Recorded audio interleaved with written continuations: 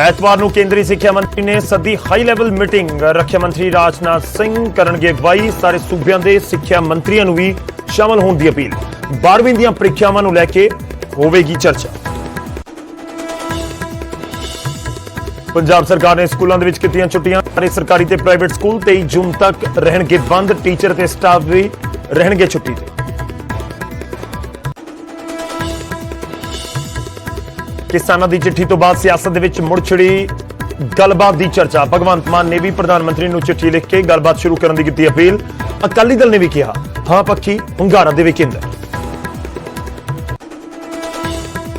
ਗੱਲਬਾਤ ਦੀ ਕਵਾਇਦ ਦੇ ਵਿਚਾਲੇ 26 ਮਈ ਨੂੰ ਕਾਲਾ ਦਿਵਸ ਮਨਾਉਣਗੇ ਕਿਸਾਨ। ਘਰਾਂ ਤੇ ਵਾਹਨਾਂ ਦੇ ਉੱਤੇ ਕਾਲੇ ਝੰਡੇ ਲਗਾ ਕੇ ਜਤਾਉਣਗੇ ਰੋਸ। ਰਾਜੇਵਾਲ ਬੋਲੇ ਦਿੱਲੀ ਮੋਰਚੇ ਨੂੰ ਹੋਰ ਕਰਾਂਗੇ ਮਜ਼ਬੂਤ। ਖਾਨਾ ਜੰਗੀ ਦੇ ਵਿਚਾਲੇ ਹਾਈ ਕਮਾਂਡ ਦੇ ਫੈਸਲੇ ਦੀ ਉਡੀਕ ਕਰ ਰਹੇ ਨਵਜੋਤ ਸਿੱਧੂ। ਮੁੱਖ ਮੰਤਰੀ ਨੂੰ ਕੀਤਾ ਚੈਲੰਜ। ਕਿਹਾ ਫੈਸਲੇ ਦਾ ਕਰੋ ਇੰਤਜ਼ਾਰ, ਮੈਨੂੰ ਨਹੀਂ ਅਹੁਦੇ ਦਾ ਕੋਈ ਲਾਲਚ। ਹਿਮਾਚਲ ਕਾਂਗਰਸ ਦੀ ਫੁੱਟ ਵੀ ਆਈ ਸਾਹਮਣੇ। ਸਾਬਕਾ ਸੀਐਮ ਵੀਰਭੱਦਰ ਸਿੰਘ ਦੀ ਫੋਟੋ ਨਾ ਹੋਣ ਤੇ ਕਾਂਗਰਸ ਵਰਕਰਾਂ ਨੇ ਪਾੜੇ ਸ਼ਿਮਲਾ ਦੇ ਵਿੱਚ ਲੱਗੇ ਹੋਰਡਿੰਗ।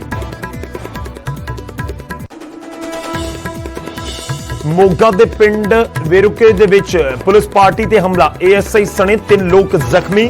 112 ਨੰਬਰ ਤੇ ਆਈ ਸ਼ਿਕਾਇਤ ਤੇ ਕਾਰਵਾਈ ਕਰਨ ਗਏ ਸਨ ਪੁਲਿਸ ਮੁਲਾਜ਼ਮ।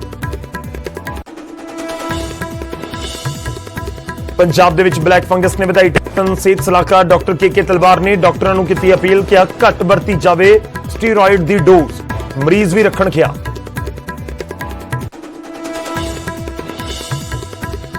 ਕੋਰੋਨਾ ਤੇ ਬਲੈਕ ਫੰਗਸ ਮਹਾਮਾਰੀ ਦੇ ਵਿਚਾਲੇ ਸੁਖਬੀਰ ਬਾਦਲ ਦੀ ਪੰਜਾਬ ਸਰਕਾਰ ਨੂੰ ਅਪੀਲ। ਕਿਹਾ ਸੂਬੇ ਭਰ ਦੇ ਵਿੱਚ ਮਰੀਜ਼ਾਂ ਦਾ ਮੁਫਤ ਹੋਵੇ ਇਲਾਜ। ਵੈਕਸੀਨ ਦਾ ਵੀ ਜਲਦ ਕੀਤਾ ਜਾਵੇ ਇੰਤਜ਼ਾਮ। ਹਰਿਆਣਾ ਦੇ ਵਿੱਚ ਬਲੈਕ ਫੰਗਸ ਦਾ ਕਹਿਰ। ਹੁਣ ਤੱਕ 340 ਕੇਸ ਆਏ ਸਾਹਮਣੇ। ਸਿਰਫ ਗੁਰੂਗ੍ਰਾਮ ਦੇ ਵਿੱਚ ਹੀ ਬਲੈਕ ਫੰਗਸ ਦੇ 156 ਕੇਸ।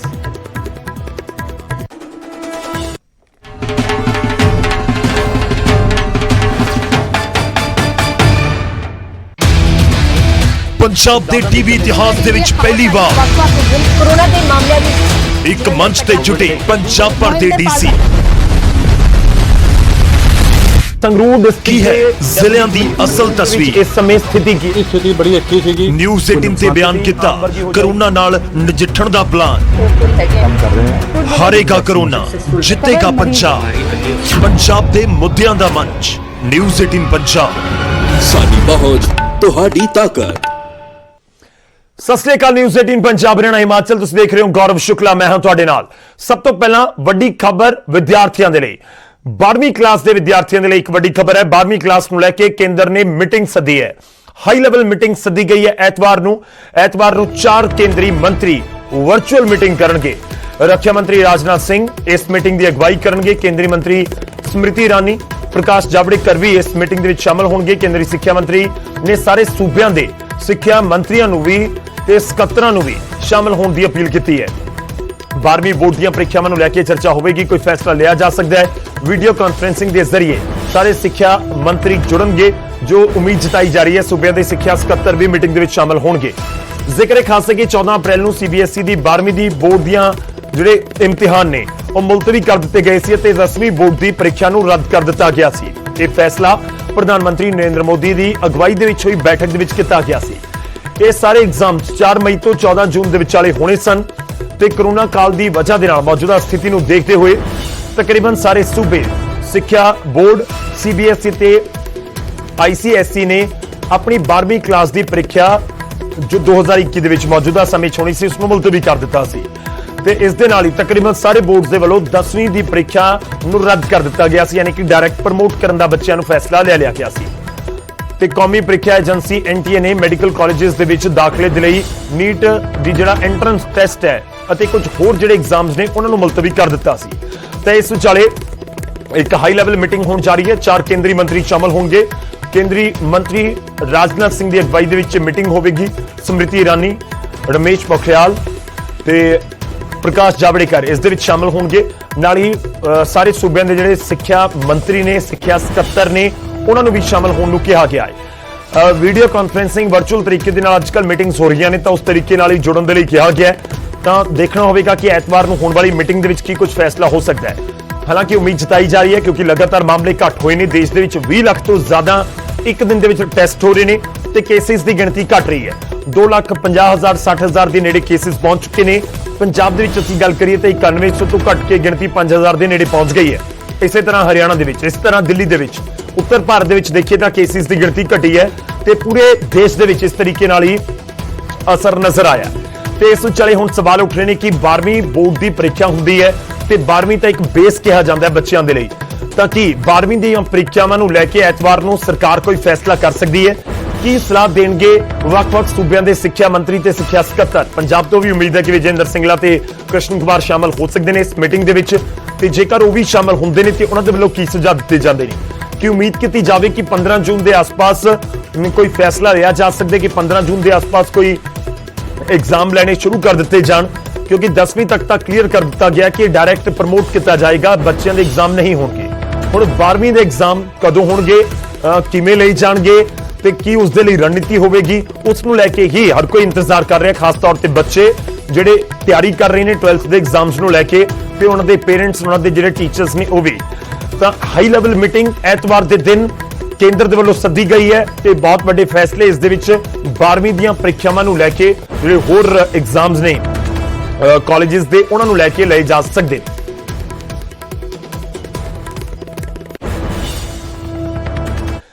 ਦੂਜੇ ਪਾਸੇ ਪੰਜਾਬ ਦੇ ਵਿੱਚ ਸਾਰੇ ਸਕੂਲਾਂ ਦੇ ਵਿੱਚ ਛੁੱਟੀਆਂ ਕਰ ਦਿੱਤੀਆਂ ਗਈਆਂ ਨੇ। ਸੋਮਵਾਰ ਤੋਂ ਪੰਜਾਬ ਦੇ ਸਾਰੇ ਸਕੂਲਾਂ ਦੇ ਵਿੱਚ ਛੁੱਟੀਆਂ ਹੋਣਗੀਆਂ। 23 ਜੂਨ ਤੱਕ ਗਰਮੀ ਦੀਆਂ ਛੁੱਟੀਆਂ ਦਾ ਐਲਾਨ ਕੀਤਾ ਗਿਆ ਹੈ। ਮਹਾਮਾਰੀ ਦੌਰਾਨ ਪੰਜਾਬ ਸਰਕਾਰ ਨੇ ਫੈਸਲਾ ਲਿਆ ਅਧਿਆਪਕ ਤੇ ਹੋਰ ਸਟਾਫ, ਜਿਹੜਾ ਟੀਚਿੰਗ ਤੇ ਨਾਨ ਟੀਚਿੰਗ ਸਟਾਫ ਸਕੂਲ ਦੇ ਵਿੱਚ ਹੈ, ਉਹਨਾਂ ਨੂੰ ਵੀ ਛੁੱਟੀ ਰਹੇਗੀ। ਛੁੱਟੀਆਂ ਦੌਰਾਨ ਵਿਦਿਆਰਥੀ ਅਧਿਆਪਕਾਂ ਦੇ ਨਾਲ ਜੁੜੇ ਰਹਿਣਗੇ, ਇਹ ਵੀ ਕਿਹਾ ਗਿਆ ਹੈ। ਤੁਹਾਨੂੰ ਦੱਸ ਦਈਏ ਕਿ ਸੋਮਵਾਰ ਤੋਂ ਛੁੱਟੀਆਂ, ਯਾਨੀ ਕਿ 24 ਤਰੀਕ ਤੋਂ 24 ਮਈ ਤੋਂ ਛੁੱਟੀਆਂ ਹੋਣ ਜਾ ਰਹੀਆਂ ਨੇ ਪੰਜਾਬ ਦੇ ਸਰਕਾਰੀ ਤੇ ਪ੍ਰਾਈਵੇਟ ਸਕੂਲਾਂ ਦੇ ਵਿੱਚ। ਬੱਚੇ ਆਲਰੇਡੀ ਛੁੱਟੀਆਂ ਤੁਸੀਂ ਕਹਿ ਸਕਦੇ ਹੋ ਕਿ ਮਨਾ ਰਹੇ ਨੇ, ਕਿਉਂਕਿ ਕਲਾਸਿਸ ਨਹੀਂ ਲੱਗੀਆਂ ਕਰੋਨਾ ਦੀ ਵਜ੍ਹਾ ਦੇ ਨਾਲ। 31 ਮਈ ਤੱਕ ਪਹਿਲਾਂ ਹੀ ਸਾਫ਼ ਕਰ ਦਿੱਤਾ ਗਿਆ ਸੀ ਕਿ ਸਕੂਲਸ ਨਹੀਂ ਲੱਗਣਗੇ। ਤੇ ਦੂਜੇ ਪਾਸੇ ਜਿਹੜੇ ਟੀਚਰਸ ਨੇ ਆਲਰੇਡੀ ਸਕੂਲ ਆ ਰਹੇ ਸੀ, ਹਾਲਾਂਕਿ ਉਹਨਾਂ ਨੂੰ ਵੀ ਇਹ ਹਦਾਇਤਾਂ ਦਿੱਤੀਆਂ ਗਈਆਂ ਸੀ ਕਿ 50% ਦੀ ਸਟਾਫ ਹੋਵੇ। ਬਹੁਤ ਸਾਰੀਆਂ ਥਾਵਾਂ ਦੇ ਉੱਤੇ 50% ਇੱਕ ਦਿਨ ਆਂਦਾ ਸੀ, ਅਗਲੇ ਦਿਨ 50% ਬਾਕੀ ਦਾ ਸਟਾਫ ਆ ਰਿਹਾ ਸੀ। ਕੁਝ ਥਾਵਾਂ ਦੇ ਉੱਤੇ 3-3 ਦਿਨ ਵੰਡੇ ਗਏ ਸੀ। ਤਾਂ ਹੁਣ ਸੋਮਵਾਰ ਤੋਂ ਸਕੂਲ ਮੁਕੰਮਲ ਤੌਰ ਦੇ ਉੱਤੇ 1 ਮਹੀਨੇ ਦੇ ਲਈ ਬੰਦ ਰਹਿਣਗੇ, ਛੁੱਟੀਆਂ ਰਹਿਣਗੀਆਂ। ਹਾਲਾਂਕਿ ਬੱਚਿਆਂ ਦੇ ਨਾਲ ਰਾਬਤਾ ਸਕੂਲ ਦੇ ਟੀਚਰ ਜ਼ਰੂਰ ਰੱਖਣ, ਇਹ ਆਦੇਸ਼ ਦਿੱਤੇ ਗਏ ਨੇ। ਇਸ ਦਾ ਮਤਲਬ ਸਿੱਧਾ ਜਿਹਾ ਕਿ ਬੱਚਿਆਂ ਦੇ ਲਈ ਜਿਹੜਾ ਛੁੱਟੀਆਂ ਦਾ ਕੰਮ ਹੁੰਦਾ ਹੈ ਉਹ ਜ਼ਰੂਰ ਅਸਾਈਨ ਕੀਤਾ ਜਾਏਗਾ ਟੀਚਰਸ ਦੇ ਵੱਲੋਂ। ਹਾਲਾਂਕਿ ਹੋ ਸਕਦਾ ਹੈ ਕਿ ਜਿਹੜੀਆਂ ਆਨਲਾਈਨ ਕਲਾਸਿਸ ਨੇ ਉਸ ਨੂੰ 1 ਮਹੀਨੇ ਦੇ ਲਈ ਜ਼ਰੂਰ ਰੋਕ ਦਿੱਤਾ ਜਾਵੇ, ਬੱਚਿਆਂ ਨੂੰ ਛੁੱਟੀਆਂ ਦਾ ਕੰਮ ਦੇ ਦਿੱਤਾ ਜਾਵੇ ਸਕੂਲ ਟੀਚਰਸ ਦੇ ਵੱਲੋਂ ਕਿ ਤੁਸੀਂ ਉਹੀ ਕੰਪਲੀਟ ਕਰੋ।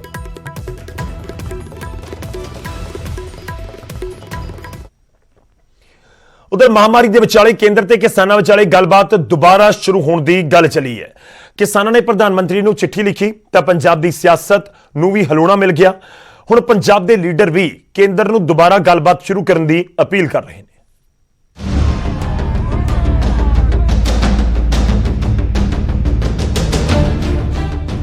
ਕੇਂਦਰ ਤੇ ਕਿਸਾਨਾਂ ਦੇ ਵਿਚਾਲੇ ਮੁੜ ਗੱਲਬਾਤ ਦੀ ਗੱਲ ਚੱਲੀ ਹੈ, ਪਰ ਇਸ ਵਾਰ ਪਹਿਲ ਕਿਸਾਨਾਂ ਨੇ ਕੀਤੀ। ਕਿਸਾਨਾਂ ਨੇ ਪ੍ਰਧਾਨ ਮੰਤਰੀ ਨੂੰ ਚਿੱਠੀ ਲਿਖ ਕੇ ਮੁੜ ਗੱਲਬਾਤ ਸ਼ੁਰੂ ਕਰਨ ਦੀ ਅਪੀਲ ਕੀਤੀ, ਪਰ ਚਿੱਠੀ 'ਚ ਮੁੜ ਉਹੀ ਮੰਗ ਦੁਹਰਾਈ ਜਿਨ੍ਹਾਂ ਨੂੰ ਲੈ ਕੇ ਗੱਲਬਾਤ ਟੁੱਟੀ ਸੀ। ਇਸੇ ਵਿਚਾਲੇ ਸੰਯੁਕਤ ਮੋਰਚੇ ਨੇ ਅਗਲੀ ਰਣਨੀਤੀ ਘੜਨ ਦੀ ਵੀ ਗੱਲ ਕਹੀ ਹੈ। ਕਿਸਾਨ 25 ਮਈ ਤੱਕ ਸਰਕਾਰ ਦਾ ਜਵਾਬ ਉਡੀਕਣਗੇ ਤੇ ਫਿਰ ਉਸ ਤੋਂ ਬਾਅਦ ਅੱਗੇ ਦੇ ਪ੍ਰੋਗਰਾਮ ਉਲੀਕਣਗੇ। ਦਿੱਲੀ ਮੋਰਚੇ ਦੇ 6 ਮਹੀਨੇ ਪੂਰੇ ਹੋਣ ਤੇ 26 ਮਈ ਨੂੰ ਕਿਸਾਨਾਂ ਨੇ ਦੇਸ਼ ਭਰ ਦੇ ਵਿੱਚ ਕਾਲਾ ਦਿਵਸ ਮਨਾਉਣ ਦਾ ਵੀ ਐਲਾਨ ਕੀਤਾ ਹੈ। ਸਰਕਾਰ ਨੂੰ ਅਸੀਂ ਚੇਤਾਵਨੀ ਦਿੱਤੀ ਹੈ ਵੀ 26 ਤਾਰੀਖ ਨੂੰ ਤੁਹਾਡੀ ਕਾਰਗੁਜ਼ਾਰੀ ਤੇ 22 ਜਨਵਰੀ ਤੋਂ ਬਾਅਦ ਇੱਕ ਵੀ ਮੀਟਿੰਗ ਸਰਕਾਰ ਨੇ ਨਹੀਂ ਬੁਲਾਈ। ਇਹ ਸਰਕਾਰ ਵੱਲੋਂ ਗੱਲਬਾਤ ਦਾ ਰਸਤਾ ਬੰਦ ਹੋਇਆ। ਅਸੀਂ ਕਦੀ ਇਨਕਾਰ ਨਹੀਂ ਕੀਤਾ ਗੱਲਬਾਤ ਤੋਂ, ਔਰ ਅਸੀਂ ਰੀਸੈਂਟਲੀ ਇੱਕ ਚਿੱਠੀ ਲਿਖ ਕੇ ਵੀ ਪ੍ਰਧਾਨ ਮੰਤਰੀ ਨੂੰ ਕਿਹਾ ਹੈ ਭਈ ਤੁਹਾਡੀ ਉਹ ਜਿਹੜੀ ਇੱਕ ਕਾਲ ਦੀ ਦੂਰੀ ਹੈ ਉਹ ਕਿੱਥੇ ਹੈ, ਸਾਨੂੰ ਦੱਸੋ, ਅਸੀਂ ਗੱਲਬਾਤ ਲਈ ਤਿਆਰ ਹਾਂ। ਕਿਸਾਨਾਂ ਦੀ ਚਿੱਠੀ ਦੇ ਨਾਲ ਹੀ ਸਿਆਸਤ ਵੀ ਦੁਬਾਰਾ ਕਿਸਾਨੀ ਮੋਰਚੇ ਦੇ ਵੱਲ ਮੁੜਨ ਲੱਗੀ ਹੈ। ਭਗਵੰਤ ਮਾਨ ਨੇ ਪ੍ਰਧਾਨ ਮੰਤਰੀ ਨੂੰ ਚਿੱਠੀ ਲਿਖ ਕੇ ਕਿਸਾਨਾਂ ਦਾ ਸੱਦਾ ਕਬੂਲ ਕਰਨ ਦੀ ਅਪੀਲ ਕੀਤੀ। ਇਹ ਵੀ ਕਿਹਾ ਕਿ ਗੱਲਬਾਤ ਦੇ ਜ਼ਰੀਏ ਮਸਲਾ ਹੱਲ ਹੋਣਾ ਚਾਹੀਦਾ ਹੈ ਤੇ ਮਹਾਮਾਰੀ ਦੌਰਾਨ ਸਰਕਾਰ ਨੂੰ ਕਿਸਾਨਾਂ ਦੀ ਵੀ ਗੱਲ ਸੁਣ ਲੈਣੀ ਚਾਹੀਦੀ ਹੈ। ਮੈਂ ਚਾਹੁੰਦਾ ਕਿ ਉਹਨਾਂ ਨਾਲ ਗੱਲਬਾਤ ਕਰਕੇ ਉਹਨਾਂ ਦੇ ਜਿਹੜੇ ਮੰਗਾਂ ਨੇ ਉੱਤੇ ਜਿਹੜੇ ਤਿੰਨੋਂ ਕਾਲੇ ਕਾਨੂੰਨ ਨੇ ਉਹ ਵਾਪਸ ਲੈ ਕੇ MSP ਦੀ ਗਾਰੰਟੀ ਦੇ ਕੇ ਤੇ ਉਹਨਾਂ ਨੂੰ ਤੁਸੀਂ ਵਾਪਸ ਇਹ ਜਿਹੜਾ ਮਸਲਾ ਹੱਲ ਹੋ ਜਾਊਗਾ, ਉਹ ਵਾਪਸ ਆ ਜਾਣਗੇ। ਆਹੀ ਮੈਂ ਬੇਨਤੀ ਤੁਹਾਨੂੰ ਕਰਦਾ। ਉਮੀਦ ਹੈ ਕਿ ਜਲਦੀ ਤੋਂ ਜਲਦੀ ਤੁਸੀਂ ਇਹਨਾਂ ਕਿਸਾਨ ਜਥੇਬੰਦੀਆਂ ਨੂੰ ਬੁਲਾ ਕੇ ਔਰ ਇਸ ਮਸਲੇ ਦਾ ਹੱਲ ਕੱਢੋਗੇ ਤੇ ਉਹਨਾਂ ਦੀਆਂ ਸਾਰੀਆਂ ਮੰਗਾਂ ਜਿਹੜੀਆਂ ਮੰਨੋਗੇ। ਮੈਂ ਆਹੀ ਤੁਹਾਡੇ ਨਾਲ ਬੇਨਤੀ ਕਰਦਾ। ਮੈਂ ਚਿੱਠੀ ਵੀ ਪੀਐਮਓ ਆਫਿਸ ਵਿੱਚ ਲਿਖ ਰਿਹਾ। ਦੇਸ਼ ਦੇ ਪ੍ਰਧਾਨ ਮੰਤਰੀ ਜੀ ਨੂੰ ਕਿਸਾਨ ਆਗੂਆਂ ਦੀ ਅਪੀਲ ਦਾ ਜਿਹੜੀ ਉਹਦਾ ਹਾਂ ਪੱਖੀ ਹੁੰਗਾਰਾ ਭਰ ਕੇ ਦੇਸ਼ ਨੂੰ ਅੱਗੇ ਲਿਜਾਣ ਦੇ ਵਿੱਚ ਇੱਕ ਮੈਂ ਸਮਝਦਾ ਹਾਂ ਪੱਖੀ ਵਰਤਾਓ ਕਰਨ ਦੀ ਲੋੜ ਆ ਔਰ ਚੰਗੇ ਨਤੀਜੇ ਨਿਕਲਣਗੇ ਜੇ ਦੇਸ਼ ਦੇ ਪ੍ਰਧਾਨ ਮੰਤਰੀ ਜੀ ਕਿਸਾਨਾਂ ਦੇ ਅੱਜ ਇਸ ਸੰਕਟ ਦੇ ਸਮੇਂ ਸੰਘਰਸ਼ ਦਾ ਨਿਪਟਾਰਾ ਕਰਕੇ ਕਿਸਾਨਾਂ ਨੂੰ ਘਰੇ ਤੋਰਨਗੇ। ਪੂਰੇ 4 ਮਹੀਨੇ ਬਾਅਦ ਗੱਲਬਾਤ ਸ਼ੁਰੂ ਕਰਨ ਦੇ ਲਈ ਚਿੱਠੀਆਂ ਦਾ ਸਿਲਸਿਲਾ ਦੁਬਾਰਾ ਸ਼ੁਰੂ ਹੋ ਗਿਆ, ਪਰ ਕਿਸਾਨਾਂ ਨੇ ਆਪਣੀ ਚਿੱਠੀ ਭੇਜ ਕੇ ਕੇਂਦਰ ਦੇ ਪਾਲੇ 'ਚ ਗੇਂਦ ਸੁੱਟੀ ਹੈ। ਹੁਣ ਬਸ ਉਡੀਕ ਕੇਂਦਰ ਦੇ ਜਵਾਬ ਦੀ ਹੈ। ਚੰਡੀਗੜ੍ਹ ਤੋਂ ਨਪਿੰਦਰ ਬਰਾੜ ਦੇ ਨਾਲ ਪੰਕਜ ਕਬਾਹੀ, ਨਿਊਜ਼ 18 ਪੰਜਾਬ। ਹੁਣ ਅੱਗੇ ਵਧਦੇ ਅਗਲੀ ਖਬਰ ਦਾ ਰੁਖ ਕਰਾਂਗੇ ਤੇ ਗੱਲ ਹੋਵੇਗੀ ਕੈਬਨਿਟ ਮੰਤਰੀ ਤ੍ਰਿਪਤ ਰਜਿੰਦਰ ਸਿੰਘ ਬਾਜਵਾ ਦੀ। ਤ੍ਰਿਪਤ ਰਜਿੰਦਰ ਸਿੰਘ ਬਾਜਵਾ ਨੇ ਮੁੜ ਕਿਸਾਨਾਂ ਨੂੰ ਅਪੀਲ ਕੀਤੀ ਹੈ ਕਿ ਪਿੰਡ ਪਰਤਣ ਤੋਂ ਪਹਿਲਾਂ ਕਿਸਾਨ ਟੈਸਟ ਜ਼ਰੂਰ ਕਰਵਾਉਣ, ਆਪਣੀ ਤੇ ਆਪਣੇ ਪਰਿਵਾਰ ਦੀ ਸਿਹਤ ਦਾ ਵੀ ਖਿਆਲ ਰੱਖਣ। ਕਰੋਨਾ ਟੈਸਟ ਕਿਸਾਨਾਂ ਦੇ ਭਲੇ ਦੇ ਲਈ ਹੈ, ਤ੍ਰਿਪਤ ਰਜਿੰਦਰ ਸਿੰਘ ਬਾਜਵਾ ਨੇ ਕਿਹਾ, ਤੇ ਅੰਦੋਲਨ ਦੇ ਨਾਲ-ਨਾਲ ਕਰੋਨਾ ਤੋਂ ਵੀ ਬਚਣਾ ਹੈ। ਨਾਲ ਹੀ ਉਹਨਾਂ ਨੇ ਸਪਸ਼ਟੀਕਰਨ ਵੀ ਦਿੱਤਾ। ਉਹਨਾਂ ਨੇ ਕਿਹਾ ਕਿ ਕਦੇ ਨਹੀਂ ਉਹਨਾਂ ਨੇ ਕਿਹਾ ਕਿ ਅੰਦੋਲਨ ਦੀ ਵਜ੍ਹਾ ਦੇ ਨਾਲ ਕਰੋਨਾ ਫੈਲਿਆ ਹੈ। ਇੱਕ ਬਿਆਨ ਜਾਰੀ ਕੀਤਾ ਗਿਆ ਹੈ। ਤੁਹਾਨੂੰ ਦੱਸ ਦਈਏ ਕਿ ਤ੍ਰਿਪਤ ਰਜਿੰਦਰ ਸਿੰਘ ਬਾਜਵਾ ਹੋਰਾਂ ਦਾ ਇੱਕ ਬਿਆਨ ਸਾਹਮਣੇ ਆਇਆ ਸੀ, ਜਿਸ ਦੇ ਵਿੱਚ ਉਹ ਜ਼ਿਕਰ ਕਰ ਰਹੇ ਸੀ ਕਿ ਬਹੁਤ ਸਾਰੇ ਕੇਸਿਸ ਵਧੇ ਨੇ ਪੰਜਾਬ ਦੇ ਵਿੱਚ ਵੀ, ਹੋਰ ਥਾਵਾਂ ਦੇ ਵਿੱਚ, ਤੇ ਉਹਨਾਂ ਦੇ ਵਿੱਚ ਇੱਕ ਵਜ੍ਹਾ ਇਸ ਨੂੰ ਵੀ ਮੰਨਿਆ ਜਾ ਸਕਦਾ ਹੈ ਕਿ ਕਿਸਾਨ ਅੰਦੋਲਨ ਕਾਰਨ ਵੀ ਕਰੋਨਾ ਹੋਇਆ, ਤੇ ਉਸ ਦੇ ਉੱਤੇ ਉਹ ਸਪਸ਼ਟੀਕਰਨ ਦੇ ਰਹੇ ਨੇ। ਤੇ ਉਹਨਾਂ ਨੇ ਹੁਣ ਬਿਆਨ ਜਾਰੀ ਕਰਕੇ ਇਸ ਚੀਜ਼ ਦਾ ਸਪਸ਼ਟੀਕਰਨ ਦਿੱਤਾ ਹੈ ਕਿ ਉਹਨਾਂ ਦੇ ਵੱਲੋਂ ਇਹ ਕਦੇ ਨਹੀਂ ਕਿਹਾ ਗਿਆ ਕਿ ਕਿਸਾਨਾਂ ਦੇ ਅੰਦੋਲਨ ਦੀ ਵਜ੍ਹਾ ਦੇ ਨਾਲ ਕਰੋਨਾ ਫੈਲਿਆ। ਤ੍ਰਿਪਤ ਬਾਜਵਾ ਨੇ ਜੋ ਹੁਣ ਬਿਆਨ ਜਾਰੀ ਕੀਤਾ, ਉਸ ਦੇ ਵਿੱਚ ਉਹਨਾਂ ਨੇ ਜ਼ਿਕਰ ਇਹ ਵੀ ਕੀਤਾ ਹੈ ਕਿ ਪਿਛਲੇ 2 ਮਹੀਨੇ ਤੋਂ ਕਰੋਨਾ ਦੀ ਬਿਮਾਰੀ ਸੈਕੰਡ ਵੇਵ ਇੱਕ ਵਾਰ ਫਿਰ ਤੋਂ ਉੱਠੀ ਹੈ, ਤੇ ਇਸ ਵਿਚਾਲੇ ਪੇਸ਼ੈਂਟ ਗੋਈ ਜੋ ਕੀਤੀ ਗਈ ਸੀ ਡਾਕਟਰਾਂ ਦੇ ਵੱਲੋਂ, ਐਕਸਪਰਟਸ ਦੇ ਵੱਲੋਂ, ਉਸ ਦੇ ਉੱਤੇ ਕੇਂਦਰ ਦੀ ਸਰਕਾਰ ਨੇ ਗੌਰ ਨਹੀਂ ਕੀਤਾ, ਇਸ ਕਰਕੇ ਬਿਮਾਰੀ ਫੈਲੀ ਹੈ। ਤ੍ਰਿਪਤ ਬਾਜਵਾ ਹੁਣ ਇਹ ਵੀ ਕਹਿ ਰਹੇ ਨੇ ਕਿ ਅੰਦੋਲਨ ਦਿੱਲੀ ਦੇ ਬਾਰਡਰਾਂ ਤੇ ਹੈ, ਤੇ ਕਰੋਨਾ ਤਾਂ ਉਹਨਾਂ ਸਟੇਟਸ ਦੇ ਵਿੱਚ ਵੀ ਫੈਲਿਆ ਹੈ ਜਿੱਥੋਂ ਦਿੱਲੀ ਬਹੁਤ ਦੂਰ ਹੈ। ਤਾਂ ਸਪਸ਼ਟੀਕਰਨ ਆਪਣੀ ਗੱਲ ਦੇ ਉੱਤੇ ਜ਼ਰੂਰ ਦੇ ਰਹੇ ਨੇ। ਨਾਲ ਹੀ ਉਹਨਾਂ ਨੇ ਇਹ ਵੀ ਕਿਹਾ ਕਿ ਉਹ ਇੱਕ ਵਾਰ ਫਿਰ ਕਹਿਣਗੇ ਕਿ ਕਿਸਾਨਾਂ ਨੂੰ ਆਪਣੇ ਬਚਾਅ ਦੇ ਲਈ ਟੈਸਟ ਜ਼ਰੂਰ ਕਰਵਾਉਣੇ ਚਾਹੀਦੇ ਨੇ ਜਦੋਂ ਅੰਦੋਲਨ ਤੋਂ ਪਰਤ ਰਹੇ। ਕਿਸਾਨ ਸਾਡੇ ਸਾਥੀ ਨੇ, ਸਾਡੇ ਪਿੰਡਾਂ 'ਚ ਸਾਡੇ ਹੀ ਵਰਕਰ ਨੇ, ਸਾਡੇ ਸਰਪੰਚ ਉੱਥੇ ਗਏ ਨੇ। ਅਸੀਂ ਉਹਨਾਂ ਨੇ ਇਹੋ ਅਪੀਲ ਕੀਤੀ ਹੈ ਵੀ ਜਿਹੜਾ ਵੀਰ ਉੱਥੋਂ ਵਾਪਸ ਆਵੇ ਉਹ ਪਿੰਡ ਜਾਣ ਤੋਂ ਪਹਿਲਾਂ ਆਪਣਾ ਟੈਸਟ ਕਰਾ ਲਵੇ। ਉਹਦੇ ਲਈ ਵੀ ਚੰਗਾ, ਪਰਿਵਾਰ ਲਈ, ਉਹਦੇ ਪਰਿਵਾਰ ਲਈ ਵੀ ਚੰਗਾ, ਤਾਂ ਜੋ ਜਿਹੜਾ ਮਹਾਮਾਰੀ ਅੱਗੇ ਨਾ ਵਧੇ। ਕਈ ਤਾਂ ਉਹਨਾਂ ਦੀ ਜਾਨ ਦਾ ਵੀ ਬਚਾਅ ਹੈ। ਜਿਹੜੇ ਉੱਥੇ 2-3 ਕਿਸਾਨ ਵਿਚਾਰੇ ਜਿਹਨਾਂ ਡੈਥ ਹੋਣੀ ਸੀ, ਉਹ ਸੁਣਿਆ ਸੀ ਕਰੋਨਾ ਨਾ ਹੋਏ ਨੇ। ਸੋ ਸਾਡਾ ਇਹੋ ਰਿਕੁਐਸਟ ਉਹਨਾਂ ਨੂੰ, ਬੜੇ ਚੰਗੇ ਕਿਸੇ ਕਾਜ਼ ਲਈ ਲੜ ਰਹੇ ਨੇ, ਉਹਨਾਂ ਦਾ ਸਟੈਂਡ ਬੜਾ ਵਧੀਆ। ਉਸ ਕਾਜ਼ ਲਈ ਅਸੀਂ ਪੰਜਾਬ ਸਰਕਾਰ ਵੀ ਨਾਲ ਖਲੋਤੀ ਆ, ਕੈਪਟਨ ਸਿੰਘ ਵੀ ਨਾਲ ਖਲੋਤੇ, ਸਾਰੇ ਉਸ ਕਾਜ਼ ਲਈ ਨਾਲ ਖਲੋਤੇ ਆ। ਅਸੀਂ ਤਾਂ ਇੱਕੋ ਬੇਨਤੀ ਕੀਤੀ ਹੈ ਵੀ ਜਦੋਂ ਵਾਪਸ ਆਉਂਦੇ ਨੇ ਉਦੋਂ ਆਉਣ ਤੋਂ ਪਹਿਲਾਂ, ਪਿੰਡ ਜਾਣ ਤੋਂ ਪਹਿਲਾਂ ਆਪਣਾ ਟੈਸਟ ਕਰਾ ਲੈਣ। ਹੁਣ ਅੱਗੇ ਵਧਦੇ ਤੇ ਗੱਲ ਕਿਸਾਨੀ ਅੰਦੋਲਨ ਦੀ ਹੋਵੇਗੀ, ਸਿੰਘੂ ਬਾਰਡਰ ਦੀ ਹੋਏਗੀ। ਸਿੰਘੂ ਬਾਰਡਰ ਦੇ ਉੱਤੇ 2 ਕਿਸਾਨਾਂ ਦੀ ਮੌਤ ਦੇ ਮਾਮਲੇ ਦੇ ਵਿੱਚ ਪੁਲਿਸ ਦੇ ਕਹਿਣ ਦੇ ਉੱਤੇ ਡਾਕਟਰਾਂ ਨੇ ਮ੍ਰਿਤਕਾਂ ਦਾ ਪੋਸਟਮਾਰਟਮ ਕੀਤਾ। ਰਿਪੋਰਟ ਦੇ ਵਿੱਚ ਇੱਕ ਲਾਸ਼ ਦੇ ਵਿੱਚ ਕਰੋਨਾ ਮਿਲਿਆ। ਇਹ ਡਾਕਟਰਾਂ ਦੇ ਵੱਲੋਂ ਹੁਣ ਬਿਆਨ ਦਿੱਤਾ ਗਿਆ ਹੈ। ਸਿੰਘੂ ਪਟਿਆਲਾ ਦੇ ਰਹਿਣ ਵਾਲੇ ਕਿਸਾਨ ਬਲਬੀਰ ਸਿੰਘ ਕਰੋਨਾ ਪੋਜ਼ਿਟਿਵ ਸਨ, ਜੋ ਸਿੰਘੂ ਬਾਰਡਰ ਦੇ ਉੱਤੇ ਧਰਨਾ ਦੇ ਰਹੇ ਸੀ, ਤੇ ਮੌਤ ਦੀ ਵਜ੍ਹਾ ਪਤਾ ਕਰਨ ਦੇ ਲਈ ਪੋਸਟਮਾਰਟਮ ਕੀਤਾ ਗਿਆ ਸੀ। ਇਹ ਡਾਕਟਰਾਂ ਦੇ ਵੱਲੋਂ ਹੁਣ ਬਿਆਨ ਜਾਰੀ ਕੀਤਾ ਗਿਆ ਹੈ। ਦਰਅਸਲ ਸਿੰਘੂ ਬਾਰਡਰ ਦੇ ਉੱਤੇ 2 ਕਿਸਾਨਾਂ ਦੀ ਮੌਤ ਹੁੰਦੀ ਹੈ, ਤੇ ਉਸ ਤੋਂ ਬਾਅਦ ਉਹਨਾਂ ਨੂੰ ਸਿਵਲ ਹਸਪੀਟਲ ਲੈ ਕੇ ਜਾਇਆ ਜਾਂਦਾ ਹੈ। ਹਸਪੀਟਲ ਲੈ ਕੇ ਜਾਂਦੇ ਨੇ, ਜਿਵੇਂ ਪਹਿਲਾਂ ਤੋਂ ਹੀ ਇੱਕ ਪੂਰੀ ਪ੍ਰੋਸੈਸ ਹੁੰਦਾ ਹੈ ਪੁਲਿਸ ਦਾ। ਤੇ ਉਸ ਤੋਂ ਬਾਅਦ ਤੁਹਾਨੂੰ ਦੱਸੀਏ ਕਿ ਜੋ ਜਾਣਕਾਰੀ ਆਈ ਕਿ ਡਾਕਟਰਾਂ ਦੇ ਵੱਲੋਂ ਜੋ ਪੋਸਟਮਾਰਟਮ ਕੀਤਾ ਗਿਆ, ਉਸ ਦੇ ਵਿੱਚੋਂ 2 ਕਿਸਾਨਾਂ ਦੀ ਮੌਤ ਹੋਈ ਸੀ, 1 ਕਿਸਾਨ ਦੀ ਕਰੋਨਾ ਰਿਪੋਰਟ ਪੋਜ਼ਿਟਿਵ ਆਈ। ਇਹ ਖੂਬ ਖਬਰ ਬਾਹਰ ਆਈ, ਤੇ ਇਸ ਦੇ ਵਿਚਾਲੇ ਕਿਸਾਨਾਂ ਦੇ ਵੱਲੋਂ ਇਨਕਾਰ ਕਰ ਦਿੱਤਾ ਗਿਆ ਕਿ ਉਹਨਾਂ ਨੂੰ ਤਾਂ ਕੋਈ ਬੁਖਾਰ ਵੀ ਨਹੀਂ ਸੀ। ਕਿਉਂ ਇਸ ਤਰੀਕੇ ਨਾਲ ਟੈਸਟ ਹੋਇਆ, ਪੁਲਿਸ ਵੱਲੋਂ ਕਿਉਂ ਕਿਹਾ ਗਿਆ ਕਿ ਇਹਨਾਂ ਨੂੰ ਬੁਖਾਰ ਸੀ, ਇਸ ਦੇ ਉੱਤੇ ਬਲਬੀਰ ਸਿੰਘ ਰਾਜੇਵਾਲ ਹੋਰਾਂ ਦੇ ਵੱਲੋਂ ਵੀ ਬਿਆਨ ਦਿੱਤਾ ਗਿਆ। ਪਰ ਹੁਣ ਡਾਕਟਰਾਂ ਦੇ ਬਿਆਨ ਵੀ ਸਾਹਮਣੇ ਆਏ ਨੇ। ਉਹਨਾਂ ਨੇ ਕਿਹਾ ਕਿ ਰਿਪੋਰਟ ਦੇ ਵਿੱਚ 1 ਲਾਸ਼, ਜੋ ਸਾਡੇ ਕੋਲ 2 ਮ੍ਰਿਤਕ ਦੇਹਾਂ ਪਹੁੰਚੀਆਂ ਸੀ, ਉਹਨਾਂ ਦੇ ਵਿੱਚੋਂ 1 ਦੀ ਕੋरोना रिपोर्ट पॉजिटिव आई सी। मैडम से पहले जब उनका कोरोना टेस्ट किया गया तो उसमें एंटीजन पॉजिटिव पाया गया। अब उसमें क्योंकि उन्होंने पोस्टमार्टम के लिए भी आग्रह किया था, तो उसको कंफर्म करने के लिए जो कोविड प्रोटोकॉल के तहत सभी सावधानियां रखते हुए उनका पोस्टमार्टम किया गया था और उसमें उनका हिस्टोपैथ के लिए विसरा भेजा गया था, जिसमें लंग्स और हार्ट वगैरह भी अन्य ऑर्गन भी भेजे गए थे। अच्छा, रिपोर्ट आने के बाद पता चला उसकी डेथ कैसे हुई? क्योंकि वो पहले पॉजिटिव एंटीजन टेस्ट जो कराया था वो पॉजिटिव है ही, बाकी उसके कंफर्म और फाइनल ओपिनियन फिर जब हिस्टोपैथ की रिपोर्ट आ जाएगी उसके बाद ही उसका। एज पर डॉक्यूमेंटेशन उस दिन 19 तारीख को 2 पोस्टमार्टम हुए हैं।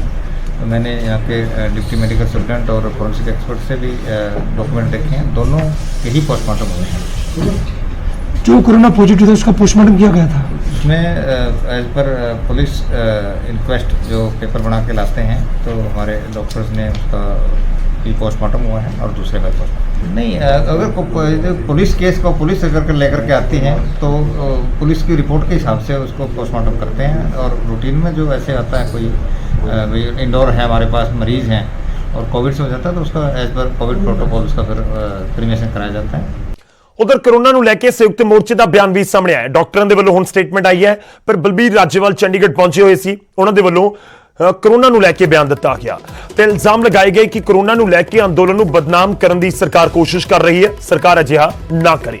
ਇਹ ਬਲਬੀਰ ਸਿੰਘ ਰਾਜੇਵਾਲ ਕਹਿੰਦੇ ਨਜ਼ਰ ਆਏ। ਉਹਨਾਂ ਨੇ ਕਿਹਾ ਕਿ ਸਾਡੇ ਕੋਲ ਕੋਰੋਨਾ ਦੇ ਨਾਲ ਲੜਨ ਦੇ ਲਈ ਪੂਰੇ ਪ੍ਰਬੰਧ ਨੇ, ਸਾਨੂੰ ਆਪਣੇ ਲੋਕਾਂ ਦੀ ਜ਼ਿੰਦਗੀ ਦੀ ਜ਼ਿਆਦਾ ਫਿਕਰ ਹੈ। ਅਸੀਂ ਕਿਸਾਨਾਂ ਨੂੰ ਕਾੜਾ ਦੇ ਰਹੇ ਹਾਂ, ਲੋਕਾਂ ਨੂੰ ਬਚਾਉਣ ਦੇ ਲਈ इंतजाम कर रहे हैं। कोरोना ਨੂੰ ਬਹਾਨਾ ਬਣਾ ਕੇ ਅੰਦੋਲਨ ਖਤਮ ਨਹੀਂ ਕਰਵਾਇਆ ਜਾ ਸਕਦਾ। ਸਰਕਾਰ ਨੂੰ ਇਹ ਦੋ ਟੋਕ ਗੱਲ ਕਹਿੰਦੇ ਵੀ ਬਲਬੀਰ ਰਾਜੇਵਾਲ ਨਜ਼ਰ ਆਏ। ਉਹਨਾਂ ਨੇ ਕਿਹਾ ਕਿ ਸਰਕਾਰ ਨੂੰ ਸਾਡੀ ਚਿੰਤਾ ਹੈ ਤਾਂ ਫਿਰ ਕਾਨੂੰਨ ਵਾਪਸ ਲੈ ਲੈ ਜਾ। ਕੋਈ ਕੋਵਿਡ ਨਹੀਂ।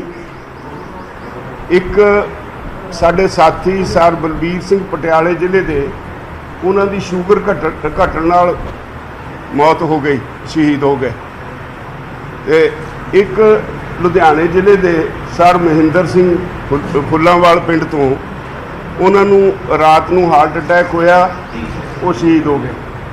ਤੇ ਦੋਨਾਂ ਨੂੰ ਪੋਸਟਮਾਰਟਮ ਵਾਸਤੇ ਸੋਨੀਪਤ ਲੈ ਕੇ ਗਏ। ਸੋਨੀਪਤ ਪੋਸਟਮਾਰਟਮ ਦੋਨਾਂ ਦਾ ਹੋ ਗਿਆ। ਤੇ ਜਿਹੜੇ ਪਟਿਆਲੇ ਜ਼ਿਲ੍ਹੇ ਦੇ ਸੱਜਣ ਸੀ, ਪੋਸਟਮਾਰਟਮ ਤੋਂ ਬਾਅਦ ਉਹਦੇ ਤੇ ਲਿਖਤਾ ਜੀ ਇਹ ਤਾਂ ਕੋਵਿਡ ਕੇਸ। ਮੇਰਾ ਸਵਾਲ ਹੈ ਵੀ WHO ਦੀਆਂ ਗਾਈਡਲਾਈਨਸ ਨੇ ਵੀ ਕੋਵਿਡ ਕੇਸ ਵਿੱਚ ਇਹ ਪੋਸਟਮਾਰਟਮ ਨਹੀਂ ਕਰ ਸਕਦੇ। ਦੁਨੀਆ 'ਚ 2 ਦੇਸ਼ਾਂ ਨੇ ਕੀਤਾ ਹੈ, ਉਹਨਾਂ ਦਾ ਝਗੜਾ ਚੱਲਦਾ, ਇਟਲੀ ਦਾ ਤੇ ਰਸ਼ੀਆ ਦਾ। ਤੇ ਜੇ ਉਹਨਾਂ ਨੇ ਪੋਸਟਮਾਰਟਮ ਕਰਨ ਤੋਂ ਬਾਅਦ ਕੋਵਿਡ ਲਿਖਦੇ ਨੇ, ਇਹਨਾਂ ਨੇ WHO ਦੀਆਂ ਗਾਈਡਲਾਈਨਸ ਨੂੰ ਵਾਇਲੇਟ ਨਹੀਂ ਕੀਤਾ। ਹੁਣ ਅੱਗੇ ਵਧਦੇ ਹਾਂ, ਅਗਲੀ ਖਬਰ ਦਾ ਰੁਖ ਕਰਦੇ ਹਾਂ। ਖਬਰ ਮਾਨਸਾ ਤੋਂ ਹੈ। ਮਾਨਸਾ ਦੇ ਵਿੱਚ ਪੈਂਦੇ ਬੁਢਲਾਡਾ ਦੇ ਵਿੱਚ SGPC ਨੇ ਗੁਰੂ ਨਾਨਕ ਕਾਲਜ ਦੇ ਵਿੱਚ 25 ਬੈੱਡਾਂ ਵਾਲਾ ਕੋਵਿਡ ਵਾਰਡ ਬਣਾਇਆ ਹੈ। ਵਾਰਡ ਦਾ ਜਾਇਜ਼ਾ ਲੈਣ ਲਈ ਪਹੁੰਚੇ SGPC ਪ੍ਰਧਾਨ ਬੀਬੀ ਜਗੀਰ ਕੌਰ ਨੇ ਕਿਹਾ ਕਿ ਇੱਥੇ ਮਰੀਜ਼ਾਂ ਨੂੰ ਬਿਲਕੁਲ ਜਿਹੜੀਆਂ ਫ੍ਰੀ ਸਿਹਤ ਸਹੂਲਤਾਂ ਮਿਲਣਗੀਆਂ ਤੇ ਹੁਣ SGPC ਨੇ ਆਪਣੇ ਵੱਲੋਂ ਵੈਕਸੀਨ ਵੀ ਆਰਡਰ ਕਰ ਦਿੱਤੀ ਹੈ ਜੋ ਜਲਦ ਪਹੁੰਚ ਜਾਏਗੀ। ਇਸ ਮੌਕੇ ਪਹੁੰਚੇ ਅਕਾਲੀ ਦਲ ਦੇ ਪ੍ਰਧਾਨ ਸੁਖਬੀਰ ਸਿੰਘ ਬਾਦਲ ਨੇ ਪੰਜਾਬ ਸਰਕਾਰ ਨੂੰ ਅਪੀਲ ਕੀਤੀ ਕਿ ਬਲੈਕ ਫੰਗਸ ਤੇ ਕੋਰੋਨਾ ਮਹਾਮਾਰੀ ਦੌਰਾਨ ਮਰੀਜ਼ਾਂ ਦਾ ਮੁਫਤ ਇਲਾਜ ਹੋਣਾ ਚਾਹੀਦਾ ਹੈ। ਇਸ ਸਮੇਂ ਪੰਜਾਬ 'ਚ ਵੈਕਸੀਨੇਸ਼ਨ ਦੀ ਘਾਟ ਹੈ, ਵੈਕਸੀਨ ਜਲਦ ਮੰਗਾਈ ਜਾਣੀ ਚਾਹੀਦੀ ਹੈ। ਅਸੀਂ ਇਹ ਜਿਹੜੇ ਫਸਟ ਏਡ ਤਿਆਰ ਕੀਤੇ, ਡਰ ਕੱਢਣ ਵਾਸਤੇ ਕੀਤੇ ਹੈ ਕਿ ਇਹ ਕਿਸੇ ਤਰੀਕੇ ਨਾਲ ਲੋਕਾਂ ਦਾ ਮਨ 'ਚ ਜਿਹੜੀ ਟੈਨਸ਼ਨ ਹੈ, ਮਨ ਜਿਹੜੀ ਪੈਨਿਕ ਹੈ, ਜਿਹੜੀ ਦਹਿਸ਼ਤ ਹੈ, ਉਹ ਕੱਢ ਦਈਏ ਕਿ ਕਰੋਨਾ ਆਮ ਬਿਮਾਰੀਆਂ ਵਰਗੀ ਬਿਮਾਰੀ ਹੈ। ਜੇ ਅਸੀਂ ਇਹਨੂੰ ਸਾਂਭ ਲਵਾਂਗੇ, ਸੁਚੇਤ ਹੋ ਜਾਵਾਂਗੇ, ਅਹਿਤਿਆਤ ਵਰਤ ਲਾਂਗੇ, ਆਪਣੇ ਜੋ ਹਦਾਇਤਾਂ ਨੇ ਉਹਦੀ ਪਾਲਣਾ ਕਰ ਲਾਂਗੇ ਤਾਂ ਅਸੀਂ ਬਚ ਸਕਦੇ ਹਾਂ। ਸੋ ਇਸ ਕਰਕੇ ਕਈ ਲੋਕ ਜਿਹੜੇ ਉਹ ਡਰ ਦੇ ਮਾਰੇ ਘਰ 'ਚ ਬੈਠੇ ਰਹਿੰਦੇ ਆ। ਅਸੀਂ ਇਸੇ ਕਰਕੇ ਬੇਨਤੀ ਕੀਤੀ, ਬਾਰ-ਬਾਰ ਕਹਿੰਦੇ ਆ 1 ਰੁਪਈਆ ਵੀ ਉਹਨਾਂ ਦਾ ਖਰਚ ਨਹੀਂ ਆਏਗਾ। L1 L2 ਤੱਕ ਜਦੋਂ ਹਸਪਤਾਲ ਜਾਂਦੇ ਮੇਰੇ ਖਿਆਲ ਲੱਖਾਂ ਰੁਪਏ ਲਾ ਕੇ ਲੋਕੀ ਆਉਂਦੇ ਆ ਔਰ ਉੱਥੇ ਜਾ ਕੇ ਸਿਰਫ ਜ਼ਿਆਦਾ ਬਿਮਾਰ ਹੁੰਦੇ, ਉਹਨਾਂ ਨੂੰ ਪੈਨਿਕ ਹੋ ਜਾਂਦਾ ਹੈ, ਅੰਦਰ ਕਿਸੇ ਨੂੰ ਮਿਲ ਨਹੀਂ ਦਿੰਦੇ। ਮੁੱਖ ਮੰਤਰੀ ਜੀ ਨੂੰ ਇਹਨੂੰ ਨੈਚੁਰਲ ਕਲੈਮਿਟੀ ਡਿਕਲੇਅਰ ਕਰਕੇ ਸਾਰੀ ਜਿਹੜੀ ਸੇਵਾ ਆਪਣੇ ਹਸਪਤਾਲਾਂ ਦਾ ਇਲਾਜ ਹੈ ਸਾਰਾ ਮੁਫਤ ਕਰ ਦੇਣਾ ਚਾਹੀਦਾ। ਵੱਧ ਤੋਂ ਵੱਧ ਕੀ ਹੈ 200 ਕਰੋੜ ਲੱਗ ਜੂਗਾ, 300 ਕਰੋੜ ਲੱਗ ਜੂਗਾ। ਤੁਸੀਂ ਦੇਖੋ ਕਿੰਨੀਆਂ ਜਾਨਾਂ ਜਿਹੜੇ ਵਿਚਾਰੇ ਗਰੀਬ ਪਿੰਡਾਂ 'ਚ, ਮੈਂ ਕਈਆਂ ਪਿੰਡਾਂ 'ਚ ਮੈਂ ਗੱਲ ਕੀਤੀ ਹੈ, ਗਰੀਬ ਘਰੋਂ ਨਿਕਲ ਹੀ ਨਹੀਂ ਰਹੇ। ਉਦੋਂ ਹੀ ਪਤਾ ਲੱਗ ਜਾਏ ਜਦੋਂ ਉਹਨਾਂ ਦੀ ਮੌਤ ਹੋ ਜਾਂਦੀ ਹੈ। ਕਿਉਂ ਡਰਦੇ ਹੈ? ਪੈਸੇ ਕਰਕੇ ਡਰਦੇ ਆ। ਵਿਚਾਰੇ ਕੋਲ ਪੈਸਾ ਹੈ ਨਹੀਂ, ਪਾਲੇ ਕੋਲ ਹੋਰ ਸਾਧਨ ਹੈ ਨਹੀਂ।